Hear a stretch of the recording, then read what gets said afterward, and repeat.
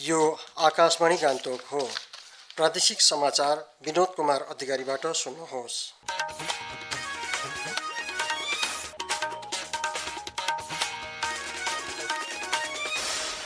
सिक्किमका लोकसभा सांसद इन्द्रहाङ सुब्बाले सिक्किमका लागि छुट्टै बार काउन्सिल गठन गर्न माग गर्दै केन्द्रीय कानुन तथा न्याय राज्यमन्त्री अर्जुन राम मेघवाललाई एक ज्ञापन पत्र बुझाउनु भएको छ।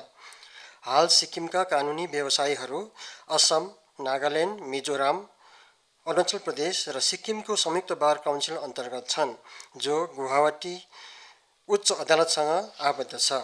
राज्यको छुट्टै बार काउन्सिल नहुनाको कारण स्थानीय कानुनी आवश्यकताको सम्बोधन, प्रतिनिधित्व र पहुँचमा कठिनाई भइरहेको श्री सुब्बाले बताउनु भएको छ। उहाँको भनाइमा छुट्टै बार काउन्सिल स्थापित भए यस सम्बन्धमा शासन सुधार लगायत संस्थागत दक्षता बलियो हुने र सिक्किममा कानुनी पेसाको विकासमा सहयोग पुग्नेछ। केन्द्र सरकारले प्राइड अफ हिल्स नामक नयाँ पहल अन्तर्गत सिक्किमलाई आर्थिक वर्ष 2026-27 का लागि 820 करोड रुपियाँ आवन्टन गरेको छ। यो रकमले पहाडी राज्यहरूले सामना गरिरहेका कतिपय भौगोलिक चुनौतीहरू, सीमित यातायात र राजस्व स्रोत जस्ता कठिनाइहरूलाई सम्बोधन गर्न सहयोग पुर्याउने उद्देश्य राखिएको छ। केन्द्र सरकारको यस सहयोगले सिक्किममा पूर्वाधार विकास, सडक सञ्जालको विस्तार, ग्रामीण पूर्वाधार लगायत स्थायी विकास परियोजनाहरूमा ठूलो योगदान पुग्ने अपेक्षा गरिएको छ। साथै राज्यलाई वित्तीय स्थिरता कायम गर्न र विकासका प्रतिबद्धताहरू पूरा गर्न सहयोग हुनेछ। सिक्किम आम नगरपालिका निर्वाचन 2026 का लागि नामाङ्कन प्रक्रियाको आज अन्तिम दिन थियो।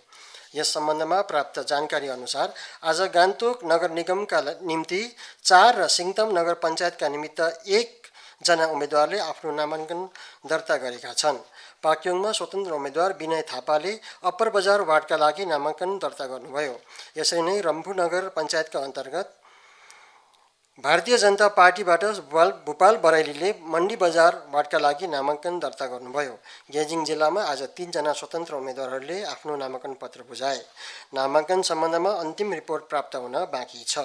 नामाङ्कन पत्रको जाँच 1 अप्रेलमा हुनेछ भने प्रत्याशीहरूले 4 अप्रेलसम्ममा नामाङ्कन वापस गर्न सक्नेछन्। सिक्किम सरकारले खाना पकाउने ग्यास सम्बन्धका समस्या समाधानका निमित्त गान्तोकमा केन्द्रीय नियन्त्रण कक्ष र सबै 6 जिल्लामा जिल्ला नियन्त्रण कक्ष स्थापना गरेको छ। यसको उद्देश्य एलपीजी वितरणलाई नियमित गर्नु, कालो बजारी रोक्नु र जनगुनासो चाँडो सम्बोधन गर्नु हो। खाद्य तथा नागरिक आपूर्ति विभागका अनुसार यी नियन्त्रण कक्षहरू 24 घण्टा सञ्चालनमा रहनेछन्। नयाँ नियम अनुसार शहरी क्षेत्रमा घरेलु एलपीजी 25 दिनका लागि एक पटक अनि ग्रामीण क्षेत्रमा 45 दिनमा एक पटक उपलब्ध हुनेछ। लोक भवन सिक्किममा आज राजस्थान राज्यको स्थापना दिवस एक विशेष कार्यक्रमका साथ पालना गरियो। कार्यक्रममा सिक्किमका राज्यपाल ओम प्रकाश माथुर र मुख्यमन्त्री प्रेम सिंह तामाङ उपस्थित हुनुहुन्थ्यो। यस अवसरमा राजस्थान तर्फबाट राज्यका वन, वातावरण तथा जलवायु परिवर्तनका राज्यमन्त्री सञ्जय शर्माले प्रतिनिधित्व गर्नुभएको थियो। कार्यक्रममा राजस्थान मूलका वरिष्ठ अधिकारीहरू र मारवाडी समुदायका सम्मानित सदस्यहरूको पनि उपस्थिति रहेको थियो।